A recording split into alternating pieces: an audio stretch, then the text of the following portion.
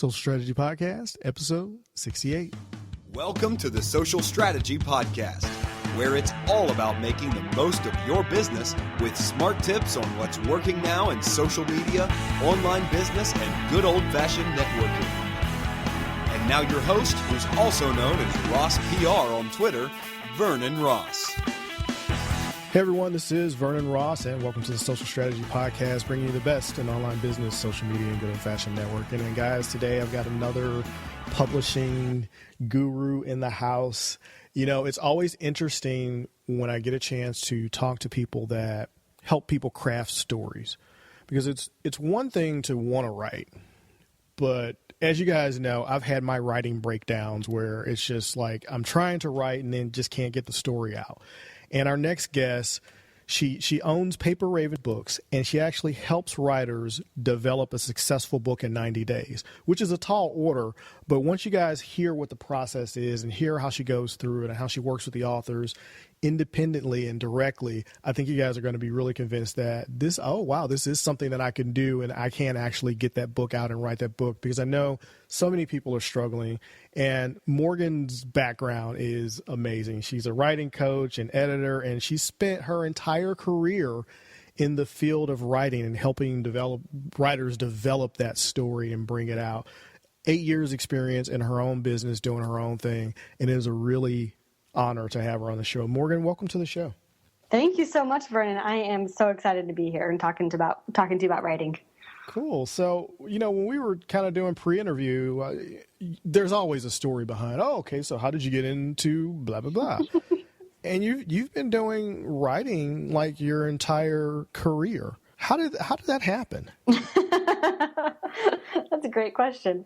It may seem really straightforward, but like any entrepreneur's journey, I mean, we have, little winding paths here and there. So I'll give you the quick version that I was a pretty good student, pretty good at writing and research, got pulled aside by college professors, and they said, oh, you're, great at writing and research. You should go on into academia. And I did a little bit in traditional publishing, working for a small publishing house, but went into a PhD program for sociology, and had all the high hopes. I was fully funded, prestigious program. Let's go out and do some research that really changes the world. And maybe a year or two into the program, I started to really lose my own motivation around my writing, which had never happened to me before. Oh, wow. But I just couldn't quite get my traction, I mean, everyone has that moment where they're like, I want to write something really powerful, but I just can't bring it up out of me. And it sounds like you've been having that issue too, Vernon. But I had developed a habit of just working really late at night in the graduate student offices, and a colleague came in and she just looked miserable. I was like, okay, let's push pause on life for a minute. And I put on a fresh pot of coffee, and we sat down at one of the tables and just talked about her writing. And I started asking her questions, why is this important for you? What do you think will happen in the world because of this research you're putting out? Where are you feeling blocked in your writing? Just these questions, and slowly helping her unravel what was really happening in her writing. And I didn't know it at the time, but I was becoming a writing coach. And she, after that point, just regained her momentum and just took off. She did amazing work, and I won't take full credit because she's brilliant, but it really gave me the inspiration to say, maybe I could help with writing from the other side. I don't necessarily have to be the writer all the time. I found great passion in helping her. And so I kind of became go-to writer and editor and writing coach for the department. And I was like, you know what? I don't have to stay in academia if I don't want to. There's other options. And so started looking into being an entrepreneur, left that program, taught sociology at the college level for a little while I was freelancing and really getting my feet under me. And then the business has really just evolved kind of step by step. I started out as a freelance editor working with book projects here and there, decided I loved working with books, took on more of those types of clients and projects. And then now I continue to coach one-on-one because it's what I love to do, but I also work with a team of editors. So I've handpicked editors for Paper Raven Books editing team, and we take on first drafts or rough drafts of books and we transform them, reshape them into finished publishable manuscripts that you are proud to sell to build your business and your platform. Well, that is awesome. You know, when I hear something like that, I'm like, oh, wow, okay. So you run into entrepreneurs all the time. At least I know I do. That, oh, well, man, all you got to do, sit down with your recorder, record out what you want, send that and get it transcribed, send it to the editor to find, some grammatical mistakes and corrections like that, and then you've got your manuscript. I don't know that that's really all that true, because the times that I've done that, I've pretty much gotten work that feels very uninspired. So how do you, I guess, combat the attitude of putting out just so-so work versus actually spending the time? And 90 days is a quick time, but just spending that amount of time to, actually write something that's worthwhile. Yeah, no, that's a great question. So there are actually, I would say, two ends of the spectrum when it comes to writing approaches. So one end is what you just described with, let's get it out quick and dirty. Right. I just want to be done with this book. Let's, audio record some stuff, transcribe it, or I'll just pull from podcasts or videos I've already done and we'll just, put it together, put a binding on it, done. And they almost want to do it a little bit too quickly. It's in my mind, a little bit too short-sighted.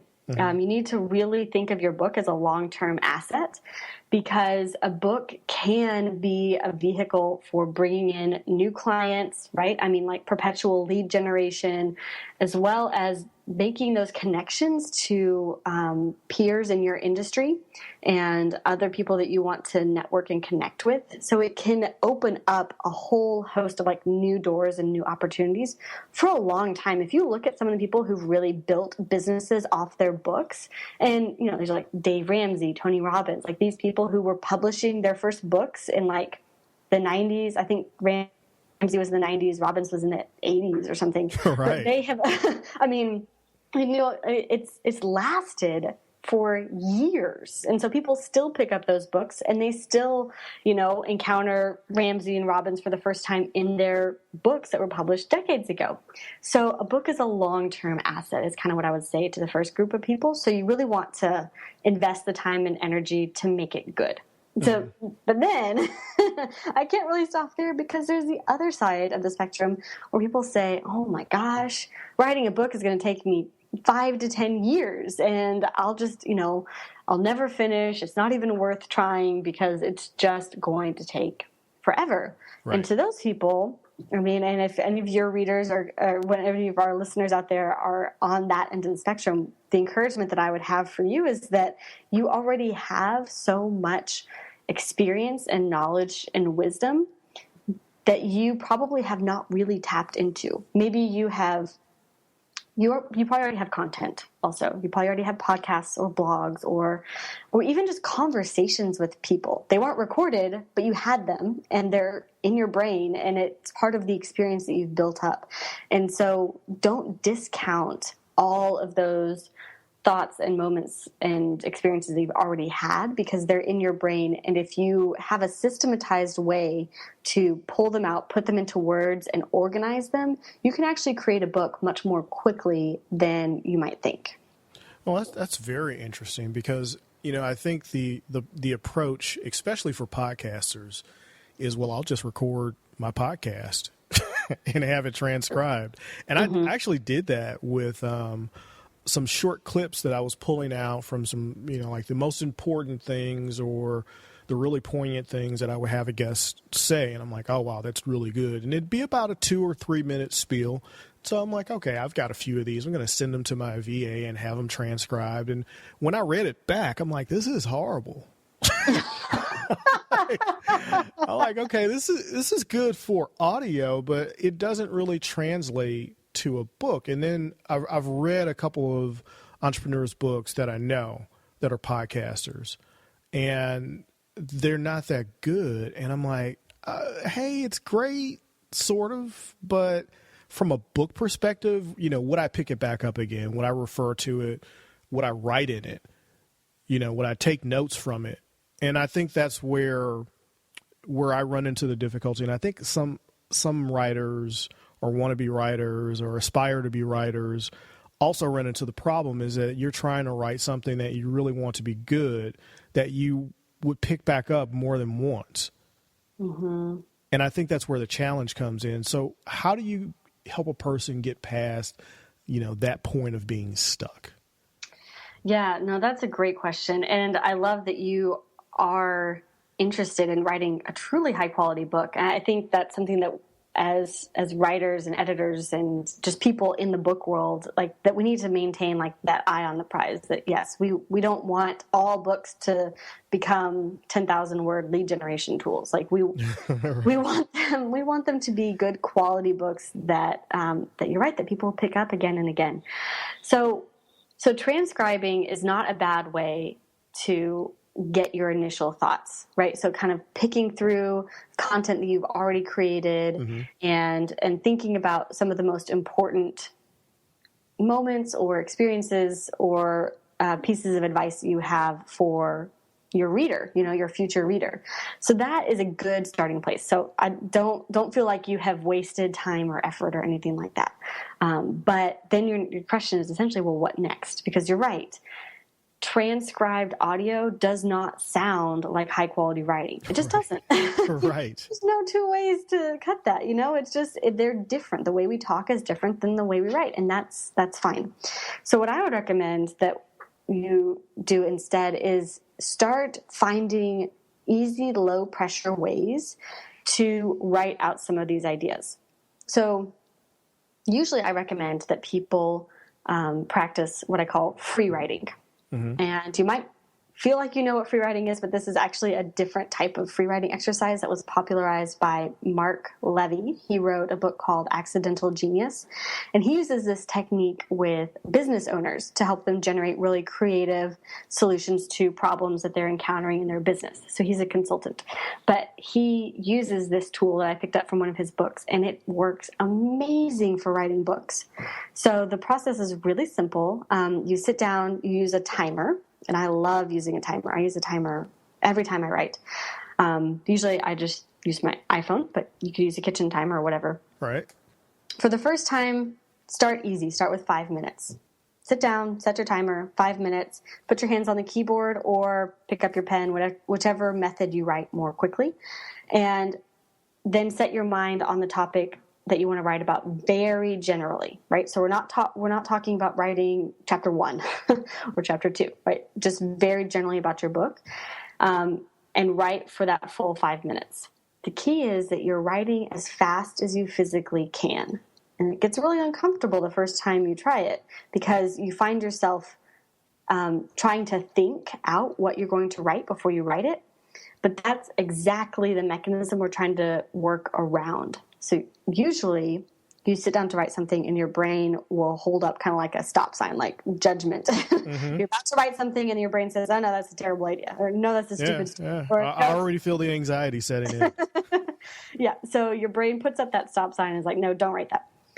What this free writing technique does is pushes you to write faster than you actually are thinking, so that it's pulling out thoughts from almost like the recesses of your mind, your unconscious. And you may find yourself having to type words like or the same word several times in a row until you can get your fingers around fast enough to keep writing. Another technique I use, I ask myself questions. So if I reach the end of a thought and I don't know what to type next, I'll just say, why do I think that? Or is there another way to think about that? Or what else does that mean? And then that prompts me to answer the question. Oh, that's interesting.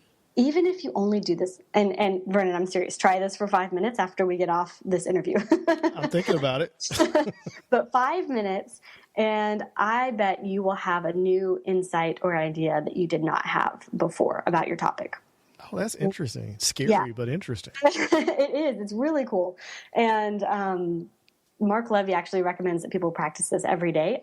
I'm not necessarily the type of person that can practice anything every day, but I do try for a few times a week. And as I'm working with clients who are starting a new book project, or if I'm starting a new book project, what I recommend is 5 days in a row, and start out with 5 and then increase to 10 or 15.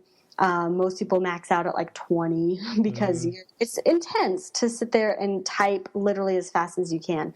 But if you do this for a period of about 5 days in a row, what you see is the development of ideas, new insights. That's what makes a book interesting and compelling, right? Because you've had conversations before. You've had, you've done podcast interviews and written blog posts and done YouTube or Periscope videos. So you have content that you've already sort of, I don't want to say the content's rote, but it's stuff that you're used to saying. It's stuff that comes off the tongue really easily because you've talked about it so much. And that is not necessarily bad content, but what you want to weave in are these new insights, these new ideas. So the free writing helps you pull out those new insights and new ideas. And that is the foundation for a really high quality book. What a wonderful technique and wonderfully scary. But it sounds like something that's really interesting. I actually am going to try that today, as much as I'm regretting it. I'm just regretting the thought of doing that. I don't know why, but it causes me some anxiety to think about writing that way. And I know it's because of the hangups I already have about writing. Well, how long have you been working on your book? Oh, God. Let's see. The podcast is almost 2 years old. Yeah. So you first thought about writing the book about 2 years ago when you started the podcast? Yeah. And when did you actually start writing? Probably, I think about a month or so afterwards. Okay. And it changes. And then, let's see, was it maybe 8 months ago? Just breakdown. Tears and everything. Yeah. Oh, I kid you not. It was bad. I actually talked to another podcaster, friend of mine, who's a writer, and he's got several books out that are published. And I'm like, have you ever just had one of those mental breakdowns where your stuff from your childhood comes up? And he goes, yes, now you're a writer. Oh, I love it. But it's true. Okay. It's true. I don't know. I'm not going to coach you here on the spot. No, go right ahead. But I'm just guessing. This is kind of intuition. It sounds like you might have more than one book in you that maybe they're fighting each other. Yeah, and that's exactly what I figured out. And I'll give a little background on why. And I think a lot of people go through this. At some point in time, usually, in grade school when you're young, you get this thing that someone doubts you about what you can do. And you usually can push past it with anger. And it's like, I'm going to prove them wrong. And you get to a point where you've pretty much proved that person wrong, except for when you try something that's totally out of your comfort zone, that's new, and that you haven't really attempted in a good way before, like writing. Mm-hmm. And so, when I was a little kid, I was a gifted reader. I read everything. I was always in the library, always reading. And books were the way that I got out of where I grew up. And so it's just one of those things that it's so important to me that I don't want to put out crap, because a book is something that you leave behind. And I don't think people quite get that. And I don't want to sound like I'm crapping on other podcasters or people that write their books by getting them transcribed, because that's how I'm going to get the stuff out, because I don't necessarily like to type. I love to write, long form. But that might take me too long, and I'm working on slowing down so I can do that. But I think a lot of people go through that where they want to put out something good, and they get so stuck in between the space of wanting to put out something good and wanting to write and not write bad stuff. And then you've got all these thoughts, and you end up starting 2 or 3 different types of books, and you end up never getting anything done. Mm-hmm. So that's kind of the background of that. Yeah. Wow. I think you have had some great insight. First, yes, we have intense self-doubt about whether or not we can actually write a book. And there's no getting over that until you actually write the book and just prove to yourself. You're not proving it to anyone else because no one else is watching you write the book. It's all a battle within yourself. I think that's really insightful. And then, honestly, I would say give yourself permission to write a crappy first draft of one book. Right. It's like you probably have, I always say, if you have one book in you, you have several books in you. Yeah. yours sound like they're trying to emerge at the same time, right, just causing the current conflict.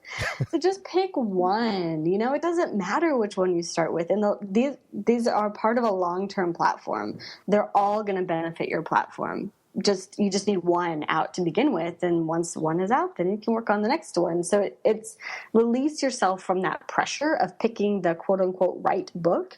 Just pick one. Oh, yeah. I think you just nailed it right there. It's like, well, this isn't the right book to write right now. This is not what I do. Why would I write that? Who would want to read that? Well, I'm not sure if anybody would want to read that. Why should I write that? I don't know. Maybe I should. Well, why in the hell did he write that book? Because a friend of mine, he's a podcast. Well, he's actually not a podcaster, but he's a social media expert. He's known for social media. And he wrote a business parable. His first book, he was a guest on the show. He wrote a business parable. And I can't tell you how many people were like, why in the hell did he write a business parable? I wanted to read his social media book. What was the name of the book? Because I think this is the book that I was just talking about with a client that I really want to read. Do you remember? There we go. Yeah, Happy Work. Mm-hmm. Yeah, by Chris Reimer. Yes. Okay. I actually do want to read that book. Are you familiar with it? Yeah. Oh, I gotta send you a copy. I have it. Oh, that would be awesome. Sorry, I totally got sidetracked. Oh, the right book.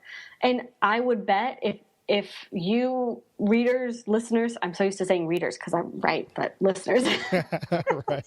If you listening right now are thinking about writing a book and you're having like the same problem as Vernon, like, oh, which book do I write? Some people are like, is it going to be fiction or is it going to be nonfiction? And it's like, at some point you can do a little bit of just basic analysis, like which book am I most excited about and which book is going to build toward my long-term goal, right? But beyond that, just pick one. Yeah. and realize that it takes about 3 months to write the book. It can take, depending on how slow you are, it can take another 3 months to really launch it in a good, solid way. And within 6 to 9 months, you could be on to the next book. So the longer you procrastinate, the more intensely you're going to feel this, just pain at having to pick a book. Just pick one, get it out there, and work out the next one later. Yeah, I finally figured that out. We're on going on vacation to Hawaii, and I didn't bring my laptop on purpose. Almost killed me, I thought.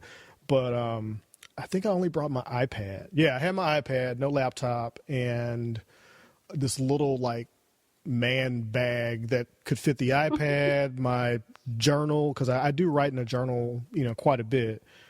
So that helps.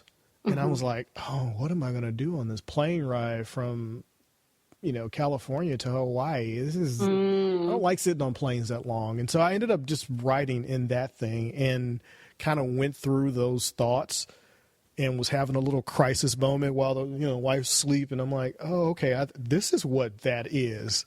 Okay, now it's coming to me, and so I ended up writing the entire vacation.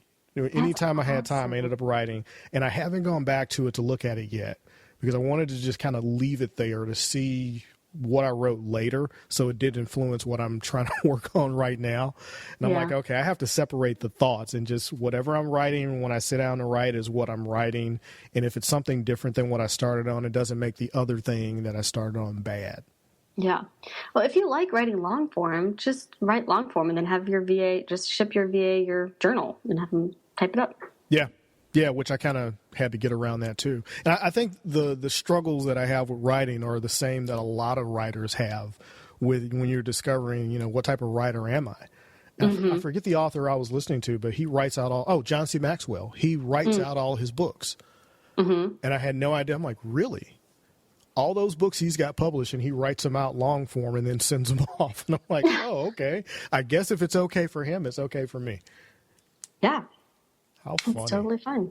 So yes, give yourself permission to pick the book and then write the first draft quick and easy. And what I would recommend for you, so do that free writing and then create what I call a rough organization, which is just a list of all the ideas for that book. And it might take you, just do it in one brain dump session, like 45 minutes or something. Just brain dump everything, all the topics, ideas, episodes, memories that you want to talk about, and then give it a break, come back, and rearrange them, start putting them, grouping like with like and putting them under subheadings or chapter headings or whatever. And then once it feels mostly complete, like you look at it and you read through it and you don't really have anything else to add and you've taken out all the random tangents, then you start writing the first draft. Start with chapter 1, dive into the content. Don't worry about an introduction. Dive into the content and just write straight through that list. Don't look back. Keep writing. Oh, wow. That's that. Yeah, I like that. All right, guys. So this has been my book coaching session. Totally had no plans on it going there, but that's kind of where it went. How funny. So one of the things you help writers get through is the whole book launch strategy, because it's amazing to write a book and to get it out and finally get it on paper and successfully get it written and edited and having something workable that you can go through and sell. But I know from talking to other authors, New York Times bestsellers, and folks like that have had multiple books, really successful. The ones that have been successful consistently tell me that they marketed their own book, that they didn't let the success of the book rest solely on the publisher or solely on their publicist if they didn't have one. They went out and they literally did all of the legwork and everything else that goes into launching a book.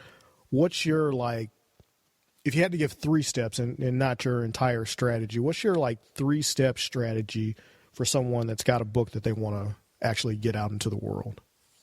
Yeah, that's a great question. And you hit the nail right on the head that you have to do your own marketing. And this was a dirty little secret of publishing, and has been for years, that even with, especially first-time authors, with a traditional publisher, you still had to do most of your own marketing because the publicist was putting out, dozens of books at a time, and the publicist only has so many hours in the day, and they're going to devote their time to the bigger name authors. So first-time authors have always had to market their own books. Oh. Only now we're talking about it.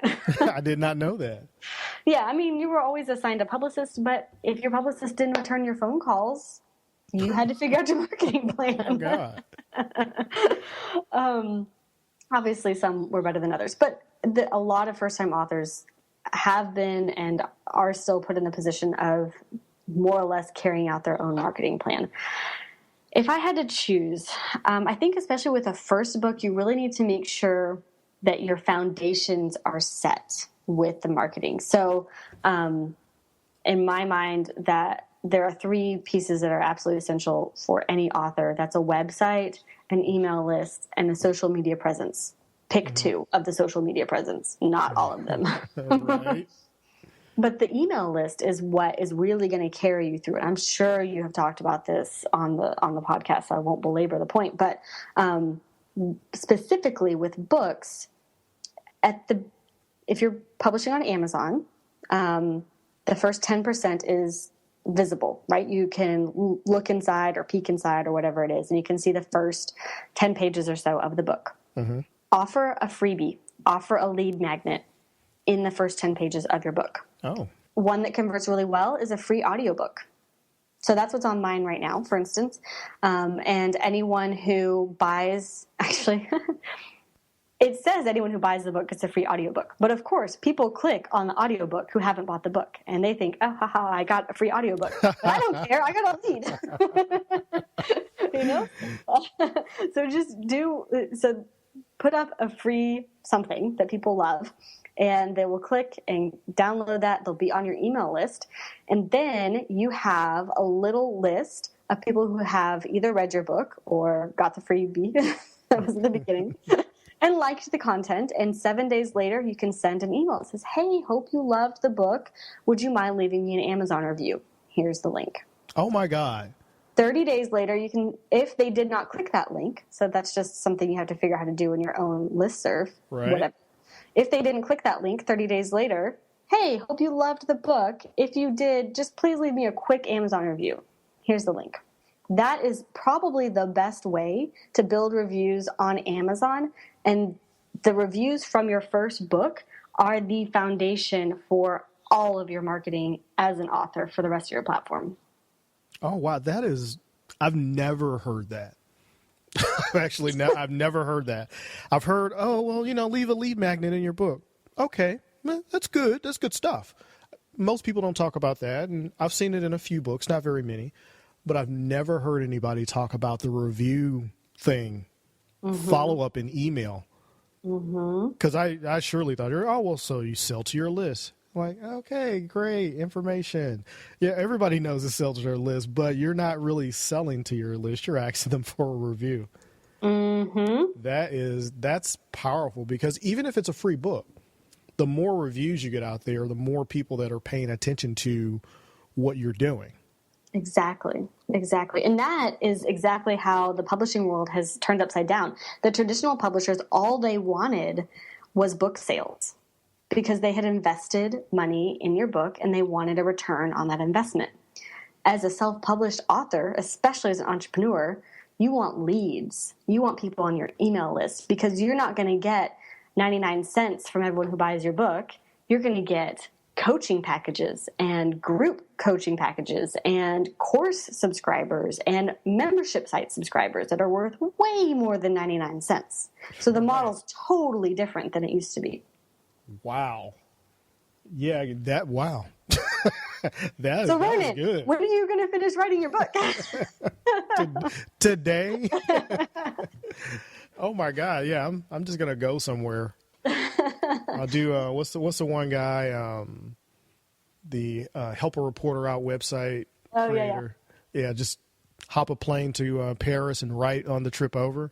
Yeah. And then write on the return trip. Don't even get out of the airport. Just book a long flight and write the entire time, and then come back and you got a book. Exactly. I mean, and not that I want to make you feel like you've wasted a lot of time, but I do want to instill a sense of urgency in you that, like, this could be a book can be a game changer for your business and platform. No, it's okay. It's okay. And I've seen that. I've seen that in other people that I'm like, oh, wow, you published that book and now look at you. Okay. So no, that's amazing. Wow, that is amazing information. I've actually never heard that before. That's a new one. So guys, I don't think you're going to hear that on any other podcast, to be honest. I've never heard that. And all the podcasts I've listened to and all the people I know that have books and talk about how to get reviews and, send out 50 copies of your books and then pressure those people to do reviews. This is a very organic way of people that have already showed interest in your work to get them to actually take action. Yeah. So, wow, thank you. I'm glad that is helpful for you and for whoever's listening today. But that's the foundational piece. Once that is set, it's on autopilot, right? So when whatever other marketing you do, that piece is set and will always return reviews for you. And then after that is all ready to go, I am totally on board with the other strategies you just mentioned that other people have probably said here. But, if you're going to ask friends and family and colleagues to review your book, definitely do that. That's a great strategy. And if you're going to ask them to promote it on social media, give them a Facebook image to post. Give them a tweet to copy and paste. Yeah. Make it as easy on your launch team as possible. And that's what we call this group of people, is a launch team. Is a group of, maybe 5 people, maybe 50 people. Pat Flynn just coordinated 500 people for his launch team of his new book. Right. So, but it can be any size you want. Those people are powerful ambassadors for your book, and find them, befriend them, nurture those relationships. And everyone that they bring into buying your book will then get on, not everyone, but a percentage will get on your new email list, and they'll leave your review, and then they will be the seeds of your next launch team. Yeah, wow, that is some powerful advice. And get this, folks, she was only on step 2. We didn't even touch the social media part. So I would drop the mic and tell her to walk away, but we still got stuff to do. So on social media, you've been killing it on a Periscope, and I like what you're doing with the videos. You're uploading them to YouTube and you're branding them. So it's not that ugly little, straight up and down Periscope video. You've got some interesting stuff that you're doing on your YouTube channel, which of course is going to be linked up in the show notes. How did you come to the idea that you should offer, like, I guess, some impromptu or planned actual book coaching via Periscope? this is all an experiment, right? We're entrepreneurs. We try different things and we kind of see what sticks and see what works. And Periscope, I was just hanging out at Starbucks with another entrepreneur, and she was like, have you seen this new app? And it was probably in like August or something, and it was Periscope. And I was like, oh my gosh, this is the coolest thing I've ever seen, because YouTube was super intimidating because you had to prepare a script and get all the lighting correct, and just it felt overwhelming to me, and so I never did YouTube. That's not true. I did a couple, but they were kind of, so-so. Oh, yeah. They weren't the quality that I wanted. But Periscope is awesome because it completely takes off that pressure. It's casual. It's impromptu. You're having conversations with people. I do have a little bit of a lighting setup and a little bit of a background and kind of keep it minimal. But I just jump on Periscope. I have one topic that I usually want to cover, and people just bounce ideas off me, and sometimes I do dive into like coaching on the spot, which is kind of fun. Well, that would never happen with you, right? Never. And keep it to like 15 minutes so that it doesn't interrupt my day too much, and I just give snippets of advice and motivation, and if you're having this problem, try this, and then I honestly, for the design and the uploading, I don't actually do that. I outsource that. But I just bought a template, that was designed for my brand colors. And then I gave it to my overseas VA, and I said, here's the template and here's the video. And if you could put this all together and up on YouTube, that would be great. So I think our current schedule is that I publish the Monday and Wednesday Periscopes onto YouTube, even if I'm on Periscope more often. So there are lots of different ways that you can play with, starting a new social media and like seeing how you can add it to your platform. I'm always interested in the long-term benefits. So for me, putting them on YouTube is fantastic because it gains of viewership over time. Yeah, it does. And what I like about what you've been doing is that it's you got a lot of them out there. Yeah. You got a ton of them out there. We were doing 5 days a week, and I said earlier, I'm not the type of person that can do something every single day. I may not be the type of person that can do something 5 days a week either. It was just a little bit too much. I was like, let's just take the pressure off a couple times a week. That's good. Right. Now, what's your username on Periscope? At Morgan G. Mac. So you guys, that's going to be linked up in the show notes. But I just wanted to make sure that you have it. If you're listening, you're on your device, just go out to it. And it's at Morgan G. Mac. So, it's really easy to find. But yeah, that's my Twitter handle too, if anyone wants to connect on Twitter. Right. Yeah. No, this is good. You've got a lot of stuff out there. And not, what's funny about Periscope and what I like about Periscope is you've got, 72,000 hearts, which is pretty good. Thanks. Not that many followers, but I bet you get a lot of views on your broadcast.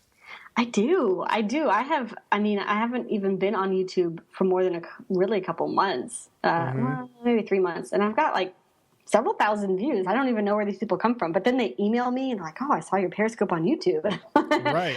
And then they want to be in a conversation with me about how I can help them. So it's always just like this little like net of social media. See who you can grab from random places. Yeah, I may put a screen cap of your YouTube page. I think you've got 59 Periscopes out here. That's kind of a lot. It's a lot. And it's good because it's all very branded. And this is what I like about what you're doing. And guys, if you're looking for someone that can help you through the process, you look at their entire, scope of work. And what I see here is a very branded approach, but it's not stiff because I've watched a couple of them, to actually putting out something that is cohesive with your brand. Every last one of these looks great. And it's just a Periscope video. Like she said, she outsourced the whole, put this in this template and have at it. But it's really good. Thank you. It's been really fun. And honestly, this is the future for authors and for entrepreneurs, but especially people who are wanting to use books to build like an author platform. Mm-hmm. You're right in that looking like you are the same person across all platforms is kind of important, which is why I usually would recommend that you only stick start with like 2 social media platforms. Really make sure that you're comfortable and confident on those 2, and then you can branch out more. But make sure that your picture looks good, and the way that you present either your work as an author or your business is kind of the same across the platforms. Use similar names.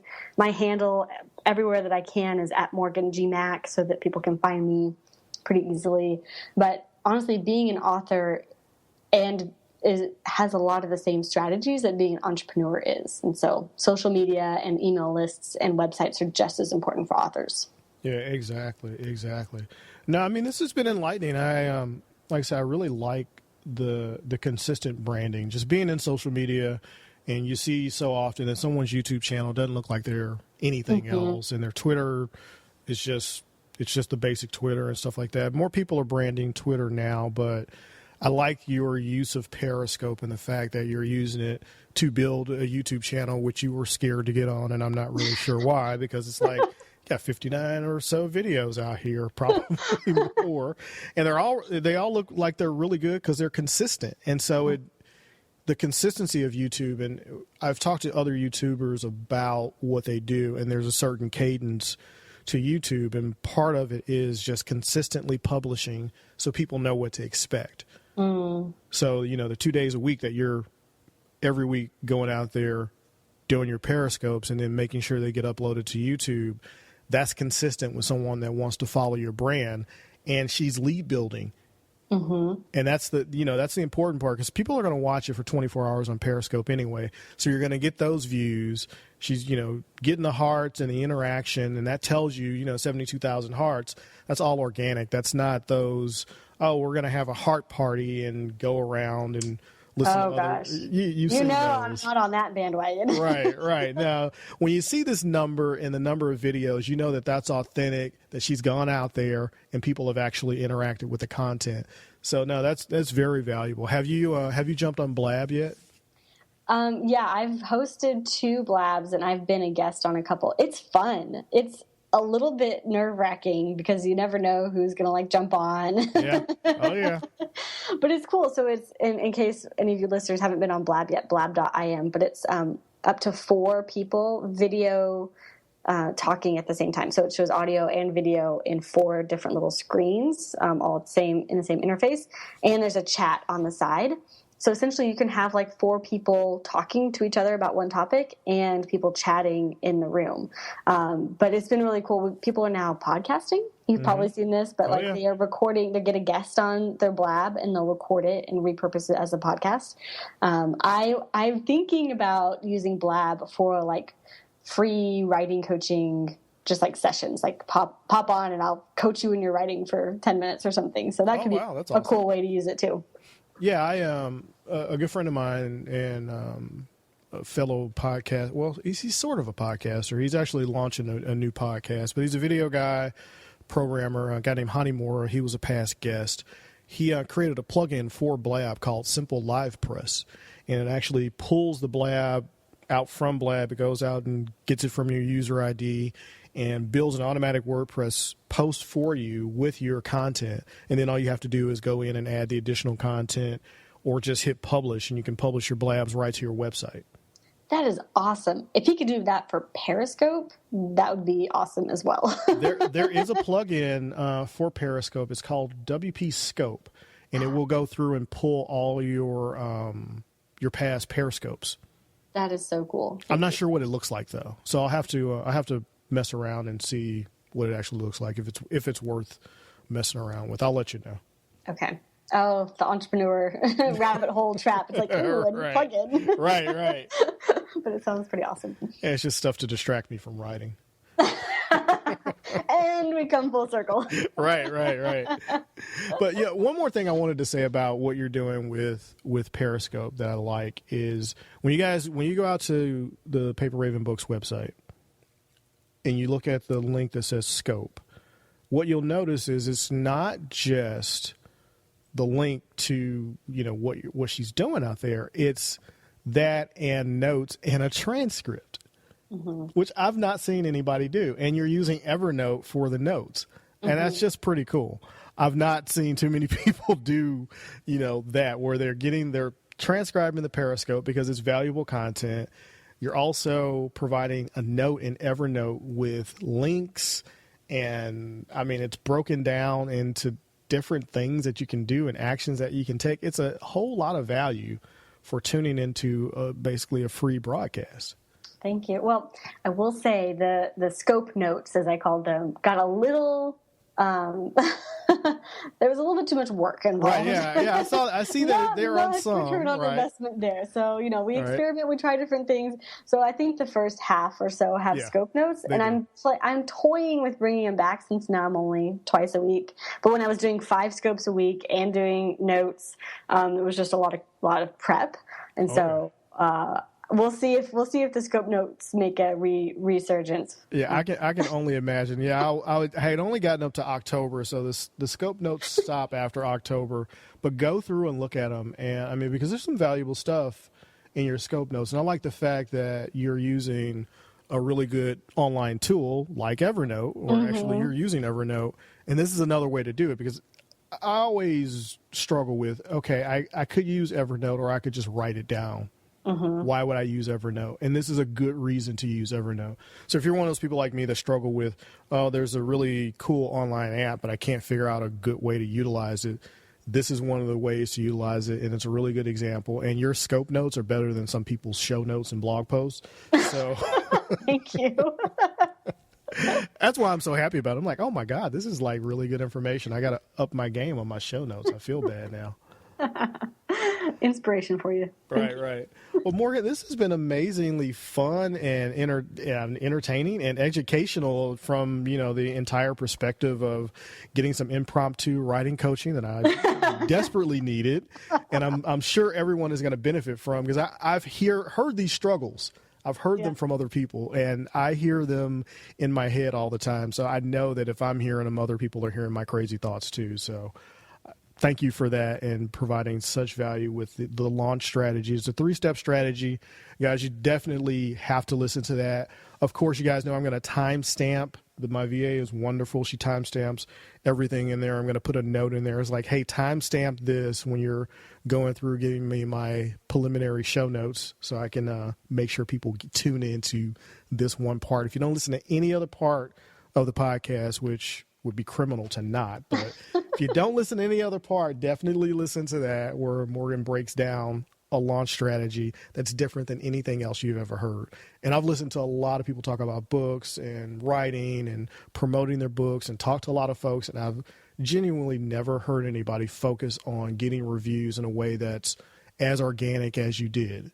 Of course, all the other stuff works, but that was really valuable, and I really do appreciate you bringing the value like that. Thank you. Sure. Glad to. And glad to help you hopefully push through your book block. I'm going to go and do some writing, and I'm going to time it, and I'll let you know what happens. Awesome. Yeah, that's my challenge to anyone listening too. 5 minutes, free writing. Give it a shot. I think you'll love it. Exactly. Well, Morgan, that was an amazing way to end it on. Where can everyone find you online?